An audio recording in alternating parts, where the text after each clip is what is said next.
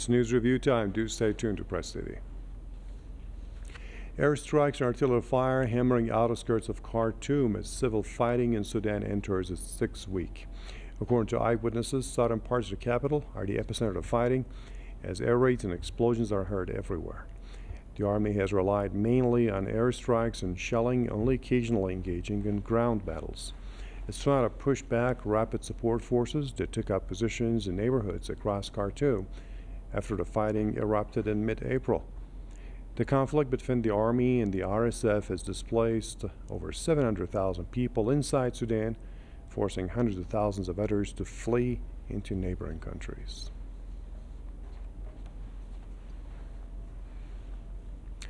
Now, I'm inviting two guests to discuss this a bit more. So Jonathan Alfa-Ansah, publisher with the Africa Briefing, you join me from London. Also with me is Mahmoud Rafat, who's president of the European Institute for International Law in Stockholm. Welcome to the show, gentlemen. Okay, let me begin with London with Jonathan. So this is the sixth week, as you just heard in the intro, this conflict going on in Sudan. Some efforts were made, some mediation were made, some truce just got shattered several times before, it just got established. So how much longer do you think this will go on? Well, one cannot tell how much longer it will go on because of the intransigence, on both sides. Either side believes, that it can defeat the other militarily. I mean, we have peace talks, talks going on in Jeddah, in right. Saudi Arabia, brokered by the Saudi government and the U.S. government. But just to, create, humanitarian corridors for fleeing civilians and others. But even then, nothing much, has come out of it. So we cannot tell how long this war will go on. But what I can say is that it's going to be a very, very protracted affair. Okay, Mahmoud, the peace talks, as you know, they're underway. At the same time, the fighting is also going on. So what's the use of the peace talks? Why waste time? Well, I don't think we will have a peace process in Sudan. I mean, real peace process. There will be also some attempts, some propaganda for meetings to be organized here or where, as what happened in Jeddah. Maybe another Arabic capital will host another meeting. Maybe another African city will host another meeting. But a real peace process, I believe we are still far away from such peace process. Why? Because simply no war to end until one of two things to happen. Either one part to be defeated militarily, this is the classic way, or one of two parts to lose the hope to have results or to recall the results of this war. Let me give an example. In Libya, the war stopped. Haftar was not defeated completely, but he lost the hope to have recognition from the international community. Accordingly, he stopped his attempts to invade the capital Tripoli and to continue the war and to the suffering of Libyans in Libya. So now in Sudan, in the Sudanese case, we have a very, very big complex. Why? Simply because we have two parts who are completely equal. They are having enough equipment, having enough sources, financial sources, and both of them are recognized by the international community. The army is recognized as representative of Sudan somehow. The leader of the army, Abdel Fattah al-Burhan, while Hamidati is in big agreements and big deals with the West, in particular Europe, who paid to him tens of millions, almost 120 million a year, in order to fight the immigration to pass by Sudan to reach European side. These hopes for both two parts with their abilities will keep them to fight until we do not know when exactly.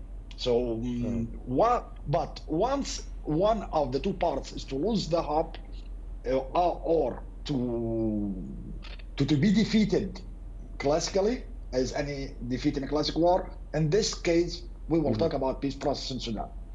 Jonathan, what's your prediction? What will happen at the end of the day? Is there any solution? Because do you agree also with Mahmoud that they should keep fighting until one of them loses? Yes, I do agree because, like I said earlier on, the National Army led by General Bohan, and the RSF, the Rapid Support Forces, each of them, either side believes it can militarily defeat the other. Okay, and they are backed. The RSF is backed by the UAE, and the National Army, General Bohan, is backed by Egypt and other countries, right? And each of them believe that it can militarily defeat the other. So I do not see, any end to the war, in the foreseeable future, and that does not bode well for Sudan as a country, because Sudan, look, for a very long time, Sudan was on the list of the U.S. Countries of, well, on the U.S. List of state sponsors of terrorism, right?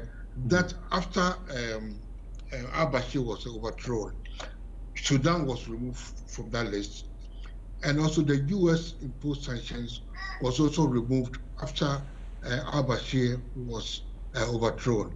So Sudan was actually coming out from the cold, back into the international fold, right? And now this has happened. Okay, look, they were supposed to organize a peaceful, orderly transition to civilian rule. And Mr. Abdul Hamdok was put in charge as a prime minister.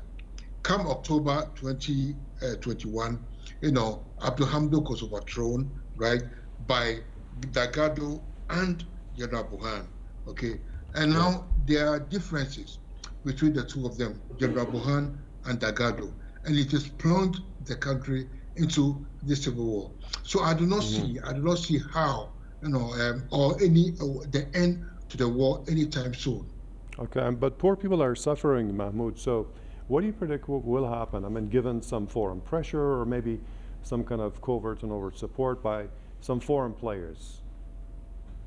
Well, let's be objective. The fact people to suffer. We have the Yemeni case where 30 million human beings were left for suffering 8 years under strict embargo and strict fires and air raids days and nights. 30 million human beings became the worst humanitarian catastrophe on our planet, according to United Nations, since 2017. And no one, really moved something or made a real pressure in the international community, especially here. I'm talking about the 5 members of Security Council.